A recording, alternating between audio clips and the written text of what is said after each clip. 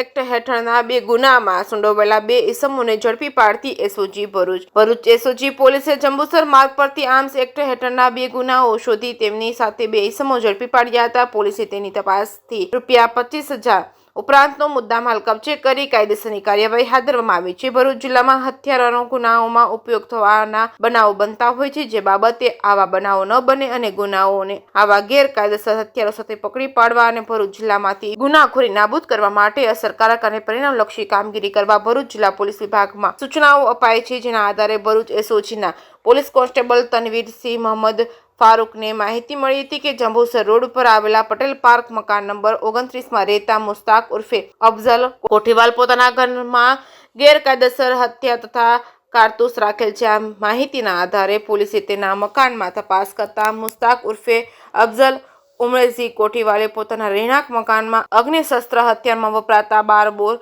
રાઇફલના જીવતા કારતૂસ નંગ 6 કિંમત ₹600ના ગેરકાયદેસર રીતે તેના મિત્ર મંસૂર સલીમ પટેલ તેમજ રહે પઠાણી ભાગોળ જંબુસરના મકાનમાં રાખતા તે પકડાઈ ગયો હતો. જ્યારે સહ આરોપી મંસૂર સલીમ પટેલના ઘરે જઈ ઝડપી તપાસ કરતા જ મંસૂર સલીમ પટેલે તેના મકાનમાંથી હથિયાર પરવાના વગર અગ્નિશસ્ત્ર ડબલ બેરલ 12 બોરની બંદૂક નંગ 1 કિંમત ₹25,000ની સાથે કુલ ₹25,600નો મુદ્દામાલ સાથે પકડાઈ ગયો હતો. બંને વિરુદ્ધ કાયદેસરની કાર્યવાહી હાથ ધરી હતી. જે કેસની વિગત સાથે કેતન મહેતા, ભરૂચ.